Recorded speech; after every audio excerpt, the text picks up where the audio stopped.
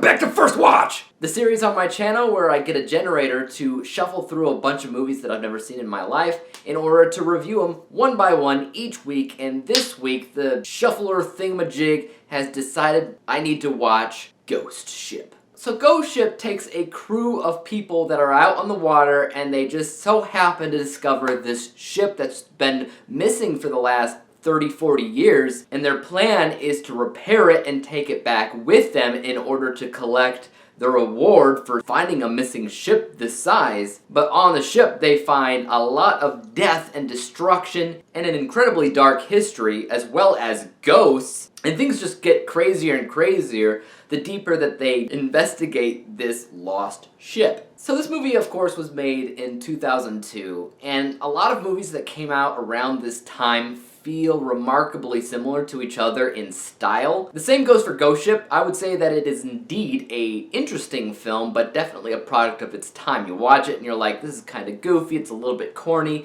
it's trying way too hard in certain areas, and it just doesn't feel like a movie that would come out in today's day and age because of it. That being said, the idea of a bunch of people finding this ship that has been missing for 30-40 years, them entering it and having all these weird things happen to them, that's cool. It's not anything that I haven't seen before. I don't know what came first, but there's been a few movies like this in general, probably stealing the same idea off of Ghost Ship for all I know. My personal favorite film that used the same kind of idea was Triangle, which I hope to one day get around to watching again, maybe for the Cinematic Shuffle or something, because the way that movie makes you question reality is so much better than I would say how Ghost Ship does it, which sometimes it tries to do. Sometimes it tries to really make you wonder about what's actually happening, but because it came out in 2002, it goes way overboard with certain things like trying to show you ghosts, or trying to be uber-duper paranormal for no apparent reason. Like, the most successful parts of this movie are when it's not really trying that hard, when it's being a lot more subtle, when we're focusing a lot more on the characters and their performances and what makes them so special. Because in general, it's not a bad movie, it's not even a bad idea or concept, it's just, it came out in the wrong time, I would say. I've seen people call this movie terrible, I've seen people call it so bad that it's good, and look, it's not great. I definitely wouldn't put it in the ballpark of terrible or so bad that it's good. I'd say, in general, it's what I expected. I can tell you that, for some reason, I've seen the beginning of this movie. I've seen the first scene, which is a great scene, by the way. And there's stuff towards the end of the movie that I feel the same about. There's a really good sequence at the end. I actually think that the music done in the movie is definitely also of its time, but it was a lot of fun hearing some of those songs, and some of the editing in terms of the violence and the gore in the beginning of the movie and at the end of the movie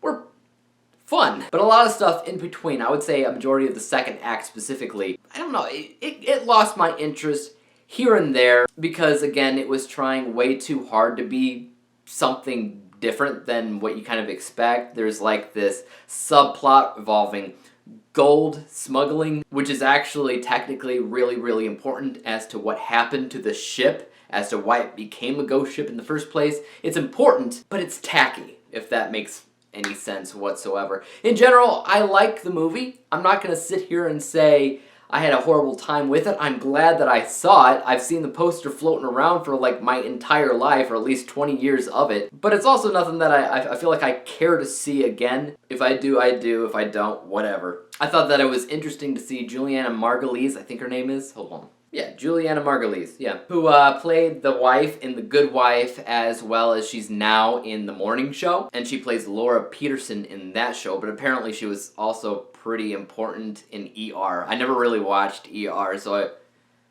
I couldn't tell you anything about that. So it was cool to see her, and there's actually a few other actors in the film I was surprised to see. So again, it's nothing terrible. I could also see this being a cult classic for some people that actually love it for the stupidest reasons. But the story at the end of the day, at least for me, was that it was fine, it was fair, it was average. It would have been better had I saw it in 2002. We'll just put it that way. And let's take a look at how I scored Ghost Ship, which I rated it B- letter grade. Final overall score of 72%. 72 out of 100 possible stars. Looking at my unbiased and biased scores down below, you'll see that I gave the unbiased score 68% because in general that means it was made okay, it was decent, but it's not everything that it could be, and the fact that it is kind of a product of its time means that it lacked in areas that it could have easily been better at the same time. My bias score though was 76%, which means did I have a good enough time with it? I had a fair,